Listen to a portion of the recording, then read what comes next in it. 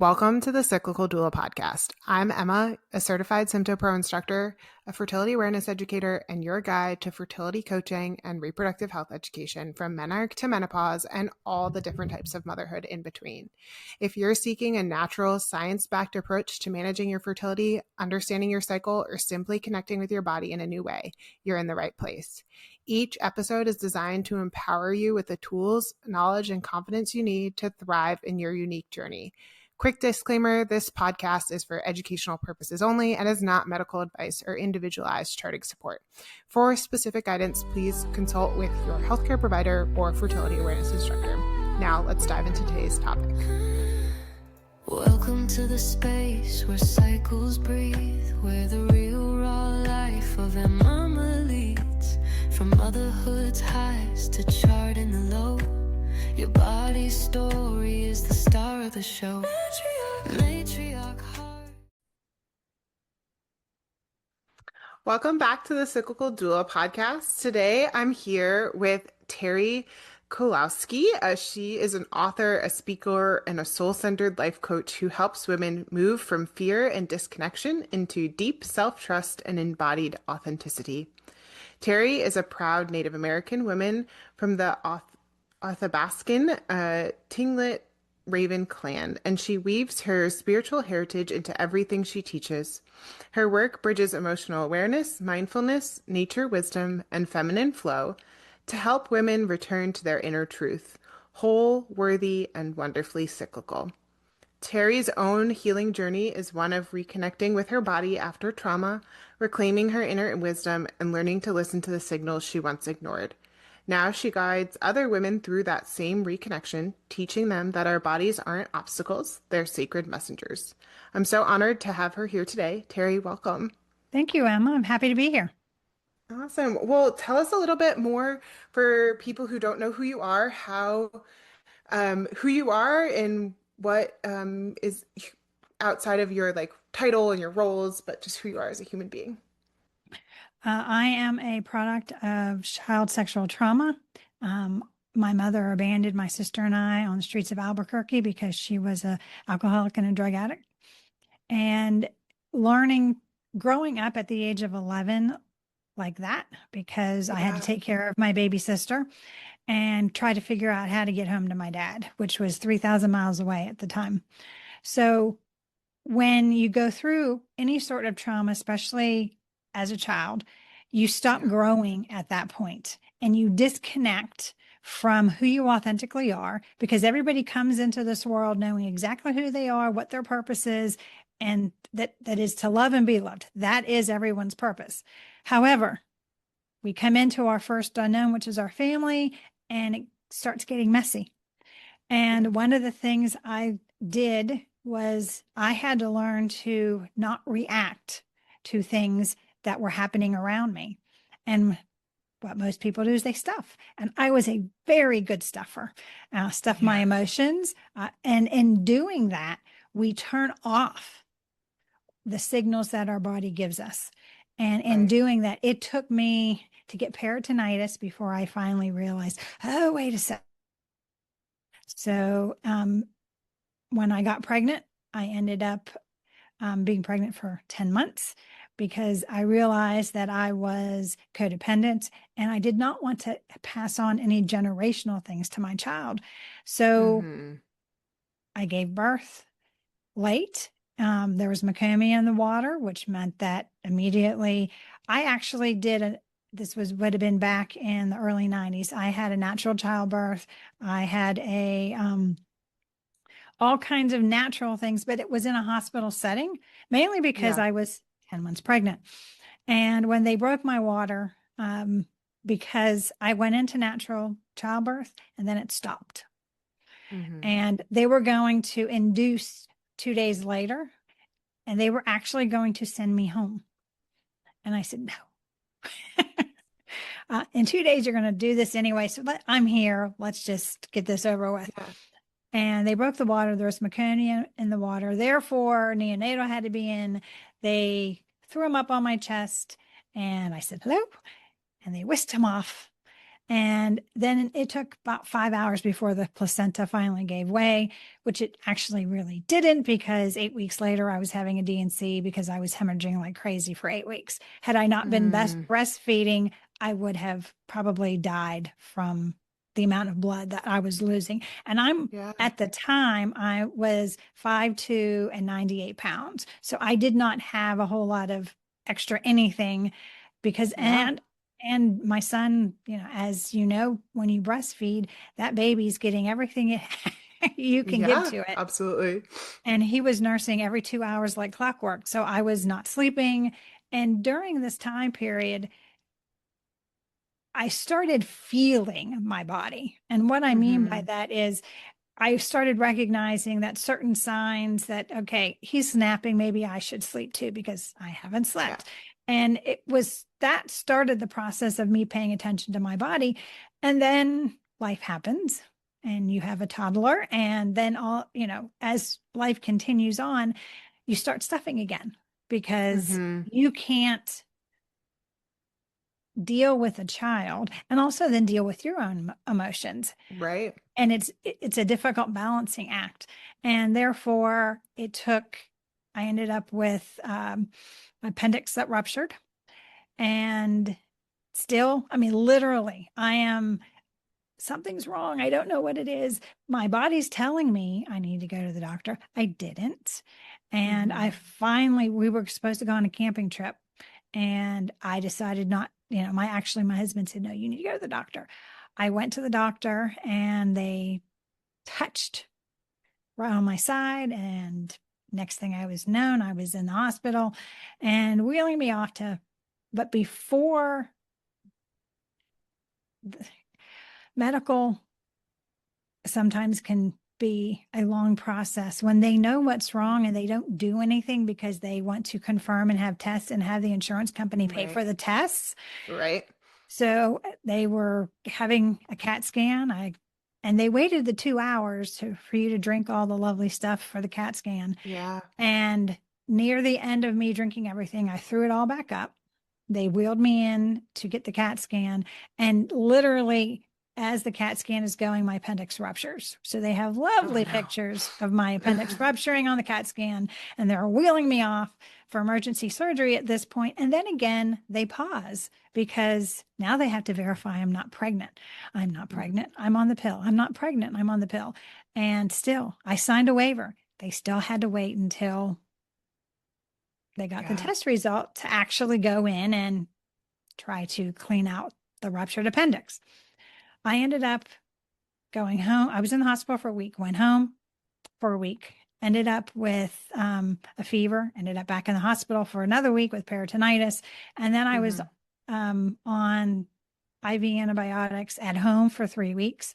Then you could have thrown anthrax on me and I would not have been able to get sick with the amount of antibiotics I was on. Yeah. Burnt out my fingertips and my toes. I had neuropathy for a long time afterwards because of the amount of antibiotics I was on. And Right. that process made me realize that your body is always giving you signals and you need to pay attention, Hmm. or it will explode on you. And then it will force you to stop everything to Yeah. deal with your health. And Hmm. so that was my wake up call. And I tell my story because I think it's really important that women don't go that far by Yeah. ignoring the signs of their bodies. And their bodies is always speaking to them. You just have to start attention for the sign. If you're waking up every day with a headache, there's something going on and you need to pay attention. You know, Yeah. if you're getting up with a kink in your neck every morning, maybe you need to figure out a different way of sleeping, maybe change your pillow. There's all kinds of things that you can do to get your body to relax and to Hmm. get a restful night's sleep. And most women don't sleep well. Yeah. Absolutely. Awesome. Well, thanks for sharing that to like get us started with this conversation. Um, Tell us a little bit more about your like work and what you do now and how like your experience led to what you're doing now with your work. So when I was pregnant, was codependent, and I needed to figure out how to start healing myself from the wounds that I had. And I went through the process of what I thought was that healing process. And Yeah. most people don't realize healing process isn't a 1, 2, 3, you're done. It is Mm-hmm. a journey. And Yeah. it is a journey that is a lifelong journey, because there are things that when you think, okay, certain things that I'm afraid of that and I'm now over with. So for example, my the 3 men that raped me when I was 11 were Hispanic men. So I naturally had a fear of Hispanic men, especially in groups. And so as I got older, it's always amazing how the universe puts in our path those things that need we need to help heal us. And I ended up Yeah. working in a company that was full of Hispanic men. And I learned that they were very caring, loving, um, empathetic, compassionate human beings, and I should not be judging all Hispanic men by the 3 that I encountered at 11. Mm-hmm. Also, as an adult, I have different ways to deal with things that I'm fearful of versus that of when I Right. was 11. And so you have to start reframing that traumatic story that you keep telling yourself, I'm afraid of Hispanic men, into things like, now, even though I see a Hispanic group of men walking towards me, my ego still reacts to it. And that's the Mm-hmm. job of the ego. And that's what one of the things that people don't realize is the ego is never going to tell me that when I see Hispanic men that it's safe. That's not the Right. ego's job. The ego's job is Right. to say, hey, watch out. It's my job to say, thank you for letting me know that.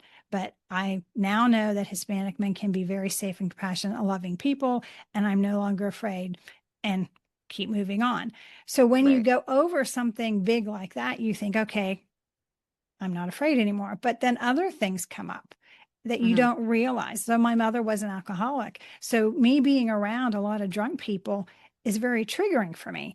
And Yeah. it took a my mother was a very mean, nasty drunk.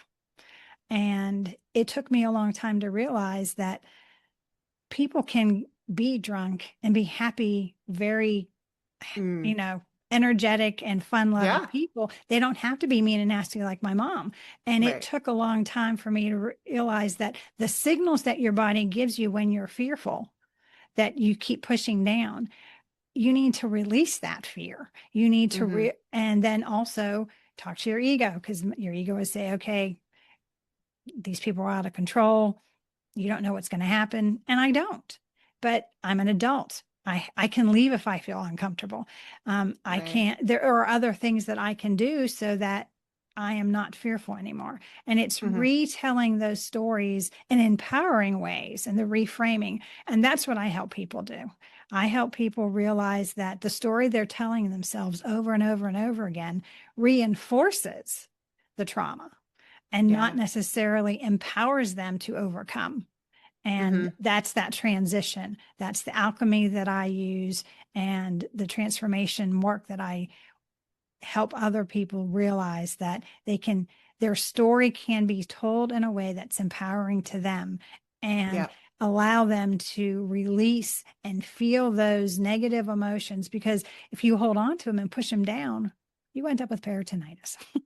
Yeah. Which is Right. what happened with me. Yeah. I very much know that me pushing down the emotion, me not letting them rise up, Mm-hmm. me not feeling them, ended up all in my abdomen. And I used to have stomach issues, and I was doing that to myself. Yeah. And the body holds trauma, the body holds anger, the body holds resentment, the body holds all emotion. But the negative ones are the most difficult ones for us to release, because society doesn't like us to release them. Mm-hmm. Society doesn't like to see us crying. Society is okay, however, if we're angry. Yep. Anger is Yeah. okay to come out. But if you Mm-hmm. are crying or sad or, you know, pulling back from things, society doesn't particularly care for that. So Right. you stuff those things. And Hmm. the reality is everybody wants us to be authentic. Everybody wants us to be ourselves. And Right. if ourselves needs to cry, if we need to allow that emotion to come out so that we're not harboring that and building that up so that our body explodes, then that is what we need to do. Hmm. Hey friend, quick pause before we keep going with today's episode. If you've been curious about learning to chart your cycle, but the whole thing feels just a little overwhelming, I made something just for you. It's my 14-day charting challenge. It's a completely free experience inside my private community.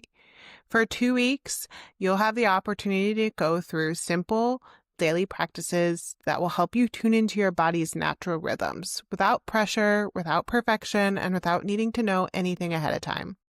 You'll get a chart to use, 3 short, confident building lessons, and a supportive space where you can actually start to understand what your body is showing you. It's all bite-sized and totally doable, even if life feels super full. So if you've been wanting to learn a fertility awareness-based method or just feel more connected to your cycle, come join us. You can sign up at the link in the show notes or going to my website, emma.com, and clicking on the free charting challenge. All right, let's get back to the episode. Yeah, that's so powerful. And I think, so you talk about the body being something that's like a messenger for that. And how does that, what does that mean for women who are in this like constant state of survival and like not really knowing what her needs are? You shared your story, but what does this look like practically for like women that you're working with, and kind of taking that first step of making that change? The most common one I see with women is the lack of sleep. Yeah. And when we don't sleep, just from a body health level, Mm-hmm. lack of sleep causes our body not to release any toxins because that's what Yep. happens. It's one of the things that happens when we sleep. It Mm-hmm. doesn't allow us to heal wounds, which happens when we sleep. Right. There's all these things. It doesn't allow any part of our bodies to regenerate the way they're supposed to. Our bodies Mm-hmm. are amazing. They're miracles. The ability to watch a wound when you cut yourself and watch it bleed and then watch it stop bleeding as it clots naturally and then watch it scab over because that is the natural band-aid that Yeah. our body produces so that that skin can heal. And then when that falls off and then you watch the wound heal all by itself without us Yeah. having to do anything to it. But it happens because we rest. It happens because Mm. we take care of our bodies. And if we Yep. don't do that, then all of that goes aside. For the body to get cancer, it takes 7 different immune systems to fail. Okay. And the reality is, for all 7 to fail is pretty devastating for the body. Yeah. And sleep happens to be one of those things that it needs to prevent us from getting ill. And Mm-hmm. when we don't allow ourselves to sleep, we're really causing our bodies, wreaking havoc on our bodies, and we don't realize it. So one of the things that I focus on is helping women sleep better. And the way to do Yeah. that is it's a day process. It's a process that you go through during the day to keep yourself from building and taking on negative energy throughout the day. So I start my day by grounding. And so I meditate and I journal and I do I am statements in the morning because I am is a powerful, powerful tool. If you say, Yeah. I am tired, guess what? You're going to feel tired. So you Yeah. want to start saying things like, I am energetic for the things that need to get done today. I have the Mm. energy and the focus to get those things accomplished that I need to get accomplished. One of the things that I switched in my I am statements was that I will get done all those things that I need to get done. Not that Yep. I want to get done, because our to-do Right. list is always this long, and Yeah. and it's never ending. So we want to make sure that whatever we accomplish in that day was what we needed to accomplish, so that we don't feel bad in the evening. And Right. then in the evening, I write gratitudes, and I have a little notebook, and every evening, while I'm watching TV or after the kids have been put to bed, I write down things that I'm grateful for. And I also look for magic signs and wonders during the day. And those always help you stay focused on the positive instead of the negative, because we can all think about the bad things that happened in the day when Right. we're and that's the problem with trying to go to sleep. If we don't do that gratitude, we're focusing all the things we didn't get done, tomorrow's to-do list.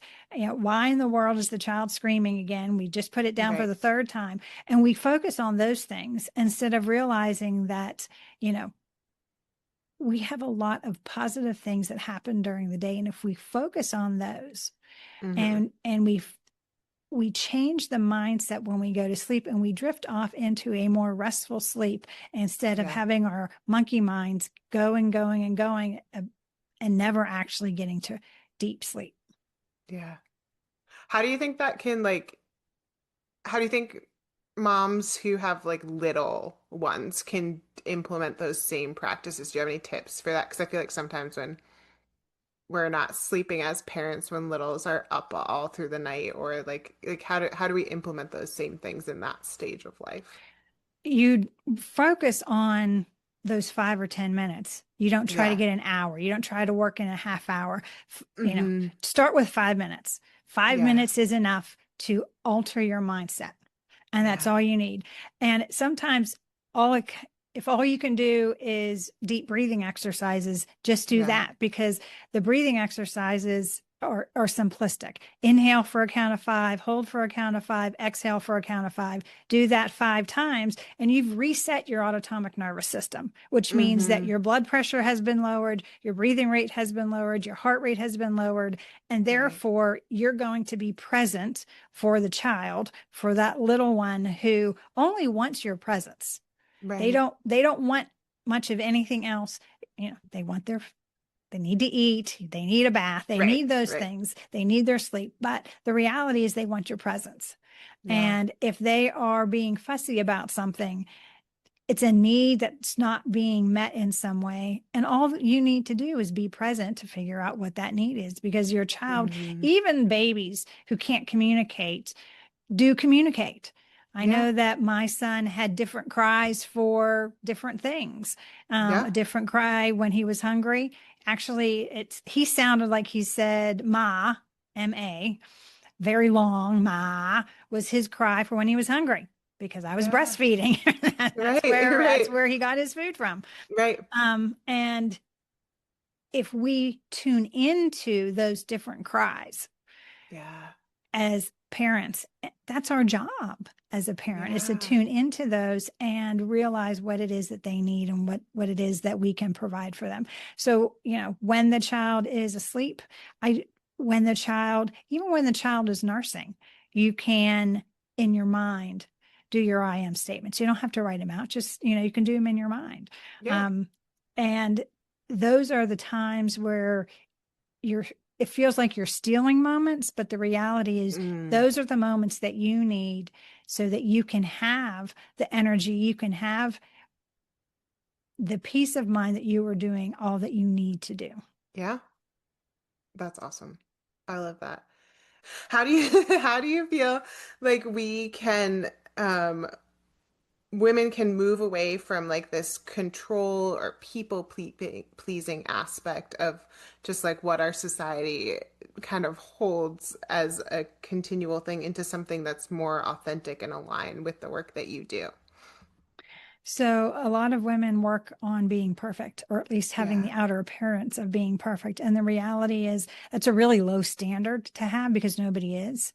Right. I try to help women realize that the only thing that they can be perfect at is being their perfectly authentic selves, because that's the way that we were meant to be. And in order to do that, that means you have to take off the mask and armor. And a lot Hmm. of women, that perfectionism is a piece of armor that has been Yeah. put up so people don't actually know what they're feeling, how they're moving through life because they feel broken for whatever reason. They feel unworthy for whatever reason. And the way I describe it is mask and armor hide the true light and true authenticity of who you are. And that mask and armor, that means there's only little rays of light coming through. And Yeah. that's why you feel broken, because Mm-hmm. your full brightness, your full light isn't shining through. And Yeah. therefore, you feel broken because you're hiding bits and pieces of yourself. So when you take that armor off, when you take the mask off, you allow your full authentic self to be, and then you don't feel that brokenness. You don't feel unworthy because the reality is you are the only Emma Golf that exists. So ultimately, you have to be the most perfect Emma Golf that ever exists. Yeah. And therefore, being your true authentic self is exactly what you're supposed to be. And therefore, you are worthy, you are loved, and you are not broken. Yeah. That's awesome. I love that. I feel like that's going to hit for a lot of moms for sure and a lot of women in general. Do you feel like there's consistent things that you see? You talked about sleep being a big part of things that come up for women that you work with, but like, do you see other things, like other subtle clues that if somebody's listening to this podcast, that they're thinking like, ooh, like, what do I need to look for to listen to my body better? To kind of before they get to the extreme of going into the explosion. One of the big things is making sure that you don't listen to the monkey mind. Mm, The monkey mind is your egoic mind doing all the things to keep you small. yeah. Okay. Because the ego is meant to protect you. Therefore, it doesn't want you to take bold steps. It doesn't want you to do anything that it means work. And work, Hmm. it takes work to stay healthy. Yeah. That means you have to, if you're going to the gym, or if you're taking the baby out for a walk and walking around the block, that means you have to get the baby dressed, you have to get the stroller out, you have to get yourself put together so you can go outside and do that. And those Right. are the things that seem to the ego, why even bother? It's Yeah. it's kind of chilly out today. Maybe we should just stay in. And all those excuses is what the monkey mind starts doing to keep us small and keeping us living a life that we are not feeling fully a part of. Right. And when we do that, we're then silencing the body, because the body wants Mm, that energy, wants that to go for that walk, wants to go to the gym because it feels better afterwards. yeah. And the other part of that is making sure that you are taking those quiet moments for yourself and meditating or journaling whenever, you know, you have that opportunity, because that is a way to let out negative emotions. It's a way to remind yourself of the things that you're happy about in your life, as well as making sure that, and I know it's tough, especially for moms with littles, to have some quiet time for themselves to recenter and ground Yeah. themselves. Because if they're not recentered and grounded, how can they help their children learn that? Right. And for me, it's really important for me to set example for young mothers, to get them to understand that taking those 5 minutes or 10 minutes in the morning for yourself isn't selfish. It is Yeah. self-care. And Hmm. self-care is vital for moms in particular, because they are the ones that tend to hold everything together when everything else is falling apart. Yeah. And that is what allows them to do that, is that they have that grounding and that center time in the morning, especially for themselves before they start the day. And sometimes that means getting up 5 minutes early before the ruckus starts, and Yeah. getting that quiet time. I remember that when I had a bunch of kids in the house, I would get up 10 minutes early and have my cup of coffee by myself. Yeah. And whether I sat out on the deck to do it, or in the wintertime, I sat by the window and watched the bird feeder. Those were those grounding moments that, when everybody started getting up, especially the teenagers who you had to go and drag out of bed, Yep. that was that time where I was centered enough that any struggles that I seemed to have that morning didn't really bother me because I had already been centered and knew that I was doing what I knew I was supposed to do. Mm-hmm. That's awesome. So tell us a little bit more about like what it looks like to work with you and how you are walking women through learning this. So for most women, they come to me because they've had some sort of trauma that they haven't been able to work through. And I have clients who have been to traditional therapy for 20 years and never really got in touch with what they were trying to overcome. Yeah. A lot of traditional therapy is a lot of talk therapy, Right. and it's rehashing. Let's go back and remember when. And the reality is our minds are not the perfect photographic memories we think they are. Mm-hmm. And the same story that we say over and over and over again may have slight nuances over time. Yep. And the egoic mind perpetuates the negative storyline as much as Mm-hmm. possible. Right. So I help women realize that they need to alter how they are talking to themselves about either past trauma, just their normal everyday life. If they are very negative, Yeah. it's about switching that to get them to understand that if you focus on the negative, you're always going to see the negative. You're always therefore going to be depressed. Mm-hmm. Right. And my definition of depression is fear of the past. Yeah. And my definition of anxiety is fear of the future. And I really believe there's only two emotions, love and fear. Mm-hmm. And the main focus I work on is responding to life from a place of love instead of reacting out of a place of fear. And most Mm-hmm. people react out of the place of fear, especially Yeah. mothers, because number one, children don't come with a handbook. No, unfortunately not. Do not. And I can tell you why they don't. Right. They don't come with a handbook because every single child is different than any other child. So Right. if you have more than one children, you absolutely know that without a doubt is that they're different. And what worked for the first one may not work for the second one or the third one. And Yeah. because of those individual personalities. And that's the great gift of having children is that learning how to recognize and use your talents to spread through the children, not only to find what they're each uniquely suited for, but what works for them, how you Yeah. can connect to them at an authentic level, because what connects you to one child may not connect you to another child because Mm-hmm. everybody's so different. And, I do you know what the 5 love languages are? Yeah. Okay. But maybe just you could repeat it just in case somebody listening doesn't. The 5 love languages are the 5 major ways that people give and receive love. So for me, my number one is gift giving. That is my husband's 5th. Yep. So, and his is acts of service. Mm-hmm. So he does all kinds of acts of service for me. And I didn't recognize that that was his love language. And I got horrible gifts for years. I got horrible gifts. And then we did the love languages. And I learned that me taking out the garbage, which was one of his chores, if I took out the garbage, it meant a great deal more to him than me giving him a gift. And Right. then he learned that giving me a nail file that he bought at the hardware store, because I made a comment one time about it, was one of the greatest gifts he ever gave to me, because it wasn't really about the gift. It's about the fact that you're paying attention and using Right. their love language to communicate that you're thinking about them when they're not even present.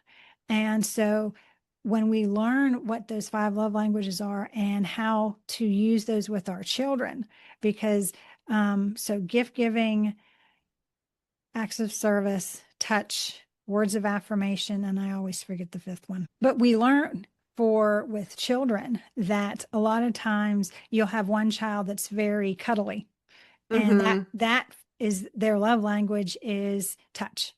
Yeah. So you cuddle with that child more. And then you have other children that, their love language is words of affirmation. Yep. And so you have to communicate with them on a different level, and they're not going to come up and cuddle you. They're Right. just not. Right. Quality time is the other one. Yep, that's the other one. So my son is quality time.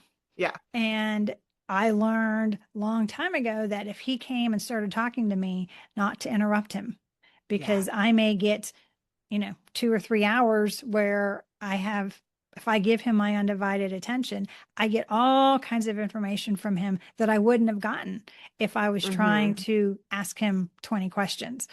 Yeah. And you have to know that what those different things are with your children so that you can connect with them in a way that they see and respond to you from a place of love, and that they recognize that how to communicate with them in their love language. Yeah. Absolutely. I love that. I think that that's like such a important way to sit in the space with our kids of like being able to really see who they are as human beings. And obviously like, that spills over into every aspect of Mm-hmm. any interaction with humans. But that can be such a valuable place. And I feel like from what you were saying, like when we're able to be in a space beforehand of coming from a grounded place because we took that time for ourselves as mothers and as parents before getting into the day, and then also knowing about our what our children's need, like how we can meet our children's needs Mm-hmm. beside the The things to keep basics. the Yes. basics, not above the basic needs, that we can get through the days that sometimes just feel harder by feeding into those things and remembering that some of the other stuff isn't as necessary to focus on that particular day. Most children outside of the needs Yeah. want you to be present with them. Yeah. That's it. Right? And what's so difficult to realize is 5 minutes of being fully present with your Hmm. child means more to them than the toys you buy them, give to them. That's why story time before bed is so important, because you're spending that quality time. And Yeah.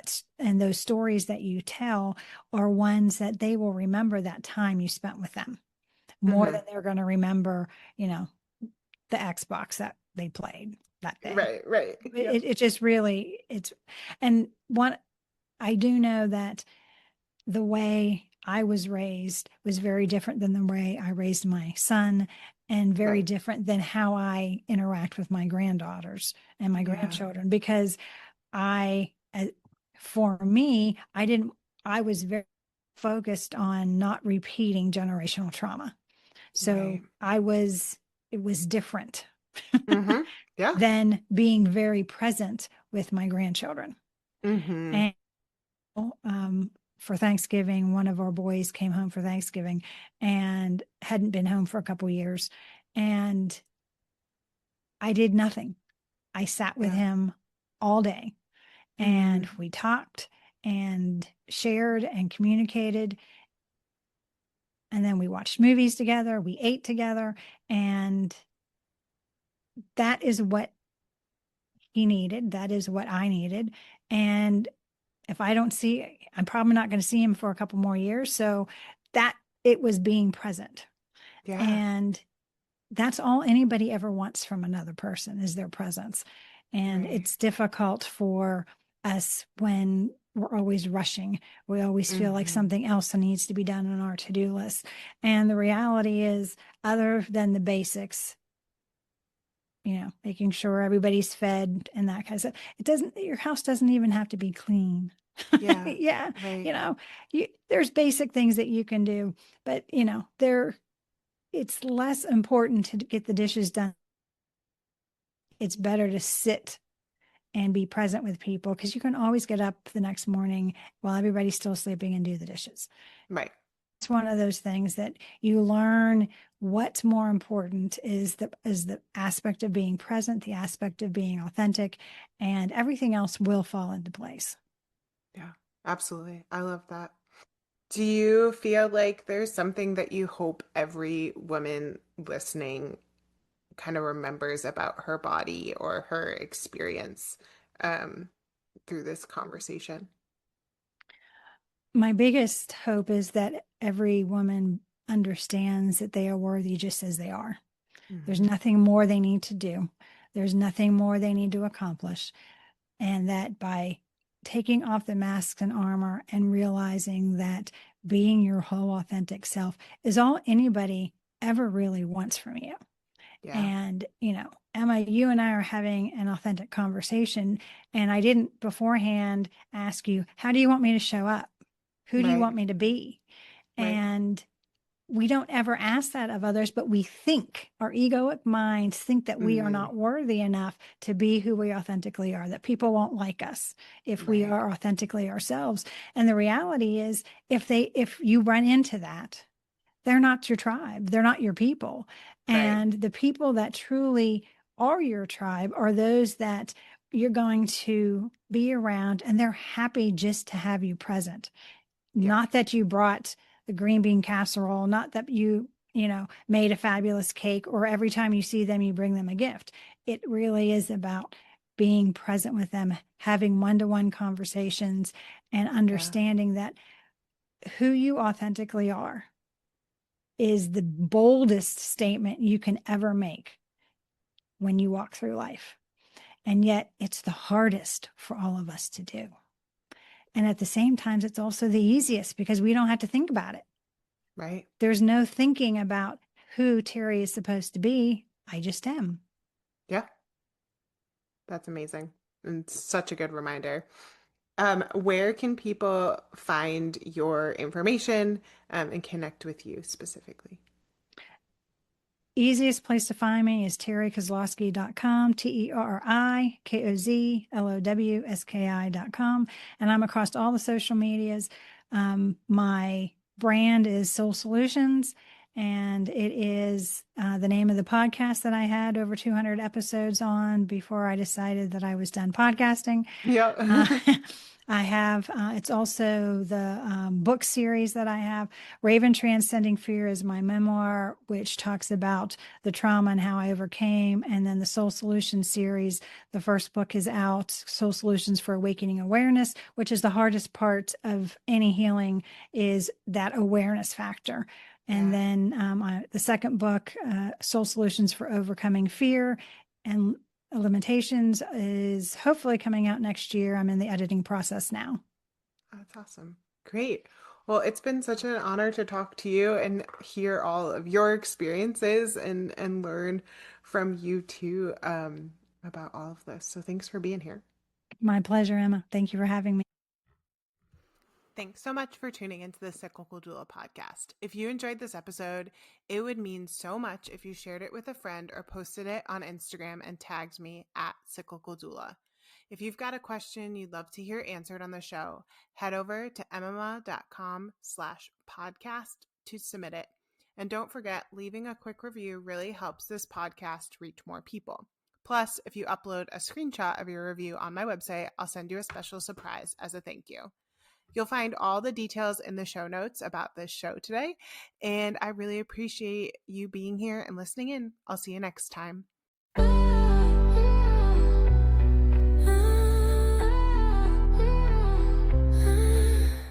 Welcome to the space where cycles breathe, where the real raw life of a mama leads. From motherhood's highs to charting the low, your body's story is the star of the show. Matriarch hearts, cycles that speak, charting the truth in every peak. This is the cyclical doula sound, where body wisdom is always found. Matriarch hearts, cycles that speak, charting the truth in every peak. This is the cyclical doula sound, where body wisdom is always found.